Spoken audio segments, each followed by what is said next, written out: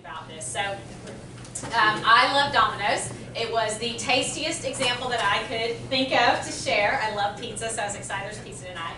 And I'm going to let you wonder, this may or may not be me in this picture from the 1980s taking orders for Domino's Pizza. It may or may not have worked at a Domino's in Atlanta somewhere. So it's a very relevant example to me, but also a really relevant example because you know who else loves Domino's? Digital natives. Digital natives love Domino's.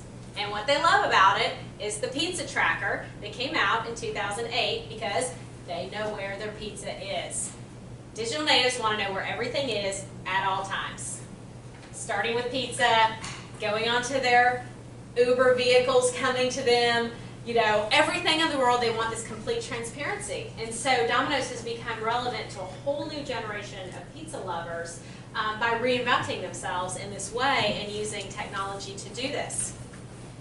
They've launched this Anywhere campaign that, again, you think about some unique partnerships. Starting in 2009, you could order and pay for a pizza in your Ford vehicle.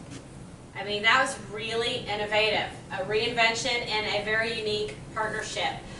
They did get into, in 2009, they started in AI. So coming back to the AI question, they have Dom, which is a Siri-like voice AI app that you can order a pizza. 2015, Twitter, you can click a pizza emoji to order a pizza. 2016, they officially launched this Anywhere campaign. You can call, Facebook, text, tweet, order on your watch, Slack, car, TV, Dom, Alexa, and Google, and even more channels are coming regularly. So is Domino's a pizza company? Or is Domino's an e-commerce company? Or is Domino's what's coming next? Driverless car pizza delivery. So thinking about really who is this company that has gone from being, when I was in the 80s, taking orders for pizza over the phone to potentially competing with driverless car companies. So just really, really interesting example of what this has done. Now, when we think about customer expectations and what we have to answer for, these are the kinds of experiences that consumers have that are setting these expectations. So if Domino's can give you all of this with your $20 pizza order, you better believe that they expect it out of you in a business-to-business environment or other B2C scenarios, because every time they have an experience like this, that raises the bar on the next expectation. So I'll give you a very quick example to think about how you have to think through every step of what customers expect. Would you go to your grocery store and use your grocery store if they didn't have grocery shopping carts? No. They can have great products, they can have great prices, right? They don't have a shopping cart. But you know what? There is no ROI on shopping carts. They break, they get left out of the parking lot, they're just kind of a pain, you can't draw an ROI. So it just goes to show, if you miss one step in that customer experience, you're going to lose the customers.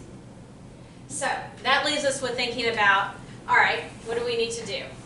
We need to think about, first, who our customers are. So this is Steve Cook, and I just find this really funny because if you go out on Twitter, this actually is Steve Cook. It is. I know you know this, Steve. I had too much Domino's pizza. That's the problem. With the beer, we didn't recognize. Yeah, there you go. There you go. So you need to think through, who are your customers? Think through the voice of the customer. What do they want? And then think through what that experience actually is with them.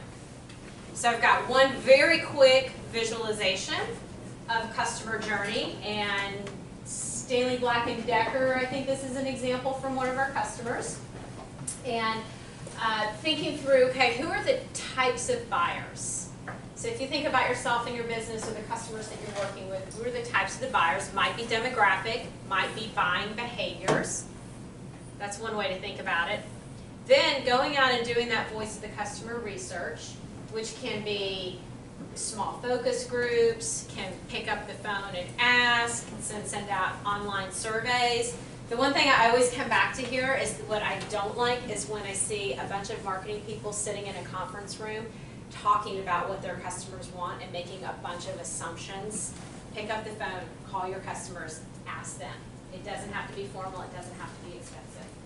And then map out this experience. Put yourself in the shoes of your customers and go through that experience. How would they find out about you? How would they engage with you? What would that actual transaction feel like with them?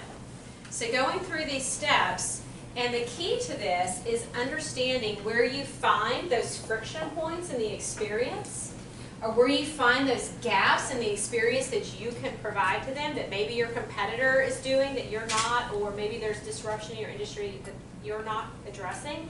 That's where the opportunities for partnerships are to stay innovative and stay relevant.